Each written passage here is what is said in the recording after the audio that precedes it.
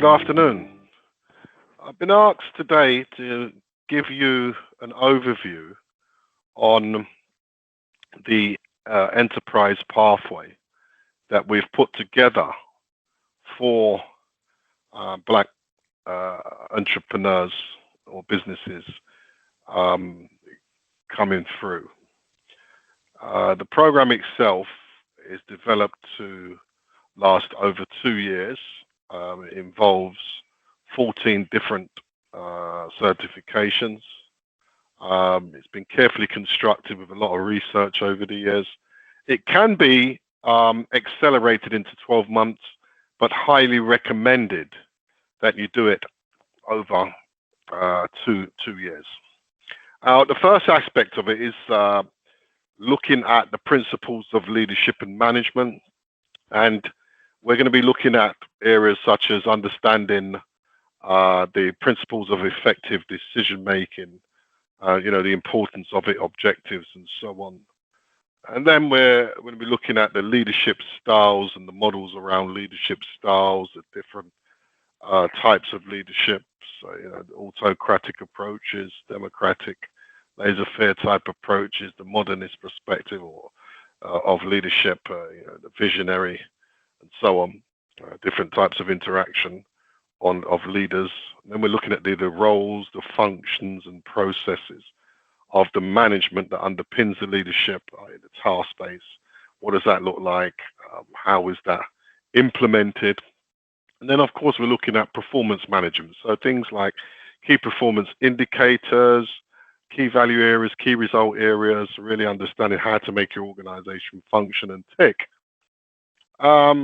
We're then going to be looking at understanding sales techniques and processes, understanding areas such as buyer behavior, the different roles within the decision-making process, the influences on that, negotiation aspect behind it, understanding the pricing for sales promotions and so on, understanding how to implement sales plans, develop sales plans to make it work for your organization, understanding negotiation and persuasion techniques in sales situations, which so many people are not astute with, not up to speed, and a lot of people go into business and they're unable to create the right type of leads, and more importantly, when they have created the leads, which a lot of them pay a lot of money for, they're unable to close those leads in a professional way. So it's really looking at that in more detail and supporting you and helping you to develop that. And then we're looking at the understanding interface between sales and marketing functions. I'm coming from the school where I deeply believe that marketing is a function within selling, much as Huthwaite PLC endorse. But we're not taught that in schools. We're taught that sales is a function within marketing, and very little emphasis is paid on the sales approach towards doing business. So it's looking at that and comparing them, and looking at the comparability of the two, and looking at both as functions within your business and how to develop that and make it work for you. Then we're looking at the impact of sales, the impact of sales, the development process, the trends, the characteristics, how to prepare appropriate business cases, and many, many more things. And then we come into the new age approach. The new age approach, the principles behind online selling, understand how to plan for online selling, understand how to implement the online selling strategies, the issues behind that, evaluating for online selling and understanding really, the implementation evaluation process and balancing up the two. And then we're looking at the social media for the business. What does that look like? What are the objectives of your social media campaign? What type of business and marketing tools are you looking to apply to make that happen? And, the benefits of it, the benefits of social media, but also potential disadvantages as well. How does that fit into your overall marketing plan? How do you select the media tools and the channels for doing business? So we're looking at that area of it as well. And an area that a lot of people get tied up and they confuse it very much with social media is digital marketing. Some people seem to think that digital marketing is actual social media. Well, it's not. So it's understand the roles and requirements of digital marketing, the strategy, the importance of targeted digital marketing, the legal requirements to implement the implications behind it, evaluating it, but understanding the principles behind things like search engine optimization, how to calculate the cost efficiency, things like meta tags, website codes, keywords, API links, optimizing the site to its full potential. Um, Also looking at understanding the principles of market research and using it on the internet, really as a really powerful tool, the advantages and disadvantages of that, multiple related databases, how does that work, relational databases that is, how to ensure validity and reliability in the information that's coming through. And looking at understanding the principles of the digital marketing device, the message design, why you should have the CRM system, the requirements of a CRM system, effective digital marketing, response behind effective marketing, and really tracking systems and monitoring. If it's not being monitored, or if it's not being monitored and measured, it's not being done. Understand how to use the digital technology for marketing purposes. So really explain the methods and managing that digital databases and the messages going out and the technologies that are coming through that bring innovation in. There's lots of technologies, not all of them are vastly expensive, and there's ways and means you can manage that. And then let's look at you as the entrepreneur, with your entrepreneur or business startup or existing business, looking at the different types of business ventures that are out there, the roles and characteristics and the diversity of that, understanding how small business activities are related to the economy and innovation. How does that drive our economy? In the UK, I believe it's last time I checked, was something like 5.5 million businesses, and 4.4 million of them are micro businesses. And a vast majority after are just SME. There's not very many multinational corporations, so to speak. So those businesses are very much needed to support the economy. And it's not just in the UK, it's all over the world. That these small businesses really underpin and support the economy and create jobs. And it's understanding your position in that in terms of how economies grow, either socially, economically, to make these work. Understand how this can result and affect you, and a critical view to that, the impact, different levels of economy as a result of those businesses interacting with the economy, and understanding the aspects of entrepreneurial minds, the environment that foster and hinder entrepreneurship. So, is it things like accelerators with subsidies? Are they supporting entrepreneurship or hindering entrepreneurship? Statistics prove that a lot of these accelerators and so on haven't actually been overly effective, and hence why the more new age models now are seeking to support it with a lot of training. But then the training, is it really entrepreneurial training, or is it just straightforward business training? Some people say, is there a difference? Well, I deeply believe there is, and you'll see that on this program, that we are very much different towards the fundamentals behind what we're doing, in terms of getting you to win business, lead generation, conversion, managing your customers after you've acquired them, but also how you manage the pipeline up to acquiring them. That's very important, and sustain your business and build your brand. So the fundamentals of marketing, understanding the marketing concepts, evaluate how the external factors influence marketing activities in an organization is very important as well. Understand the different elements of the marketing mix, how it can support your organization achieves objectives. So many people don't know what the marketing mix is, but it's the 4 Ps and the 7 Ps. Product, price, place, promotion. And on the end of that, it's physical evidence, people, and processes. And those are the 7 Ps. So it's understanding how to balance that up and develop and evaluate a marketing plan for a product or service for your organization. So supporting that. And these are really important tools to have. And then we move on to responsible selling, ethical selling, the social requirements pertaining to selling, and the legal and the regulations that go behind ethical selling, not just taking deals for the sake of it and exploiting people. It's more about It's not communicating value. It's more about creating value as you're going along and doing it in an appropriate way, a responsible way. So we're looking at that and understanding how to manage the cells and the function in a way that complies with the legislation, and how to deal with non-compliances when it comes through, especially when you're running a sales force. Salespeople have a way that like to take deals, especially transactional salespeople. They're really looking at doing deals, particularly on price, slicing and doing everything they can to get the deal, not realizing that people are paid for value once they understand and the value that's in front of them. They can only place a value on what they perceive, and if you've done your job correctly, you'll see that their perception of value they'll pay through the nose for, and if not, then when you see that prospect is starting to negotiate on price with you, you know you've done something wrong. It's the way that you've put that across. So you've become a transactional salesperson, like many salespeople do.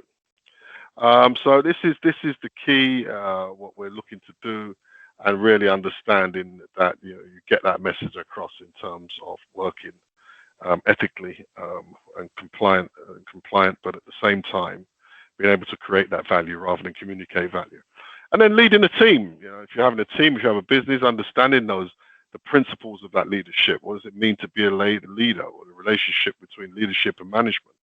Balancing that off, looking at different styles of leadership and so forth. So we're not just looking at leadership and management, but we're looking at you leading it and interacting with a team. Very, very powerful if you want to build a sales force, or you're looking to build an organization, and you want to carry that value and mission and communicate that throughout your organization. And now how to build the trust between yourself and that team. Empathy. It's happening to that emotional intelligence of your staff, and really managing that process and leading from the front and making it work. And now how to share your vision within your team. Really communicating that so everyone buys into that. Everyone goes home thinking about it. They'd be proud to be part of that organization and so forth. Now how to focus on your team members to complete tasks and achieve objectives. So, we're talking about being able to empower them and enable them to be able to do what they need to do, but at the same time, there's a focus on them. You're able to lift them and grow them, and develop them to a very high standard. And, to create accountability within team members. So it shouldn't be, I'm going into the meeting this week and I've got to answer to things I haven't done. It should that an individual should know what they're accountable for and what they're responsible for. If they haven't done it, not make excuses. Be able to come into a meeting and express themselves and articulate themselves in a way that is understood. Because it's not everything that we're going to get right. And once they're able to do that, the organization itself may learn from that, because they may well be doing a task that is not achievable in the way it's been set. And if they're unable to communicate that effectively, that's slowing down the organization. So you're looking for a level of competence there.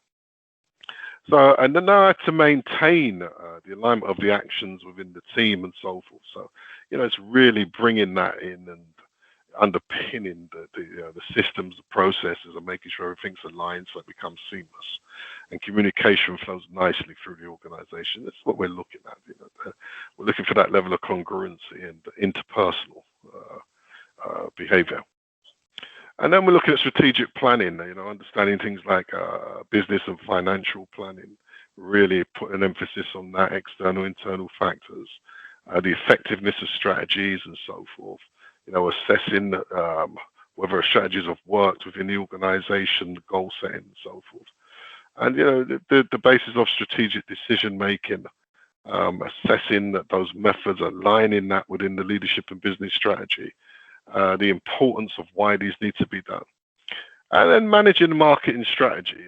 Managing the marketing strategy is the concepts of that marketing strategy, defining the strategy. Through the scope, tactics, and so on. I'm a lover of guerrilla marketing, so there's a strong emphasis on guerrilla marketing, scarce resources. Some of you may know it as a lean strategy, but I'm very much a believer of spend less, make more. And there's ways and means you can do that, especially within by being socially responsible, have a societal message, and be ethical about what you do as well. So we teach it from that perspective. And really underpin, your strategic and marketing decision making in that way, but also getting you to analyze the data empirically and not working on too many theories. Although theories play a part, we really need to look at the empirical data so you can underpin your marketing in a really positive way and capture that target audience that you're going after. So it's really looking at that and ways and means to do that. So what we're looking at overall is, like I said, it's a 2-year program. We're looking to develop you into master minds for business. The way that we deliver this is very practically. It's primarily focused on what you're doing within your organization. So we're looking for you to implement what we're doing. It's very much vocationally driven, not academically driven. We set out clear times, dates, and deadlines. And we're very flexible with it, but at the same time, we expect you to achieve the goals that are set out on time. And every 2 months, you'll find you'll be doing a new certificate. In terms of that, it's a compilation of certificates each area, and some of them are more detailed than others. But we'll be looking for you to see the benefits of that within your business. And this is what we call the enterprise pathway in terms of the Black Business Fundamentals. Now, it's open to anybody in the world within the African diaspora. It's particularly tailored to people within the African diaspora throughout the world. We do have a more generic package to it that's open to everybody, but this particular program is specifically tailored towards Black businesses throughout the world to support their growth and development and empower them, but more importantly, enable them to really trade at a higher level. So remove you from the micro mindset into the industrial mindset. We're doing it over a period of time, and you're able to nurture your business and grow your business, whether you're starting out or you're an existing business. You're able to nurture and grow that business. So that's really the specifics of what it's about. I mean, I've given you a general idea of what it's about today. There are so many different components. Those of you who would like more information, I strongly recommend that you engage and communicate with Black Business Fundamentals, and we'll be able to take care of that for you. But in the meantime, keep focusing on generating your business. Don't exploit people. Look after people. Develop people. Support your businesses or get them to support you to grow, and work together with people. Very importantly, don't take advantage of people or exploit people for the sake of a financial reward. That's very limited, and it's a very narrow view. We need to look at developing our social capital, human capital, and then the financial capital. Finance is a done deal in business. We know it has to be acquired. What we really want to do is look for organizations or individuals that we can work with and build relationships with to acquire that finance. And to do that, you're not going to do that by exploiting or taking advantage of people. So let's put a focused head on, do business a bit differently going forwards from 2021. Do business a bit differently with some compassion and caring and sharing.